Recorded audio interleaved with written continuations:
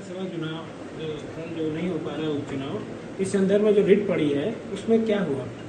देखिए 2022 में जब मुझे पता चला कि माननीय अवधेश प्रसाद जी ने जो कागज एफिडेविट लगाए थे, जो जिसपे उन्होंने नोटरी कराई थी, वो नोटरी करता 10 वर्ष पूर्व भी उनका लाइसेंस समाप्त था। उसको लेकर मैंने हाई कोर्ट में याचिका दाखिल की। उस याचिका पे सुनवाई चल रही थी। इसी बीच में वो सांसद बनते हैं और उन्होंने इस्तीफा दे दिया। इस्तीफा दे दिया तो उसको शून्य मान लिया गया, जो हम लोगों ने विधिक राय ली उसमें निकल कर आया था। अब जब 2 दिन पहले चुनाव आयोग ने 10 सीटों के लिए डेट डिक्लेयर किया, उसमें मिल्कीपुर नहीं था, तो हम लोग चौंके। 15 मिनट बाद पता चला कि जो आपने याचिका कर रखी थी उसी की वजह से रुका। हम लोग रातों रात लखनऊ भाग के आए, कागज तैयार हुआ। कल मैंने याचिका वापसी के लिए मैंने आवेदन दे दिया। आज उस पर डेट मिल गई थी, आज याचिका वापस हो जाती। जैसे हमारा नंबर आया, मेरे अधिवक्तागण जैसे पहुंचे बहस करने के, अपनी बात रखने के लिए, तब तक मैंने देखा 1 दर्जन वकील समाजवादी द्वारा, अवधेश जी द्वारा भेज दिया गया और इस बात पे बहस होने लगी कि याचिका आप पैसे वापस नहीं ले सकते।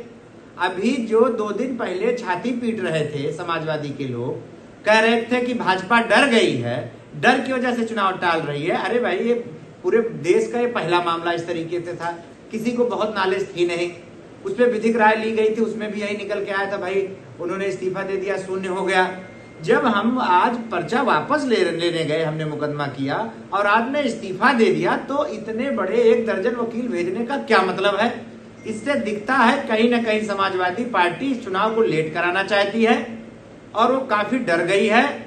नहीं तो हमारे उच्च पदाधिकारीगण, चुनाव आयोग से उन्होंने बात कर ली थी, उसी डेट पे चुनाव होने की बात हो गई थी, सब कुछ सही चल रहा था।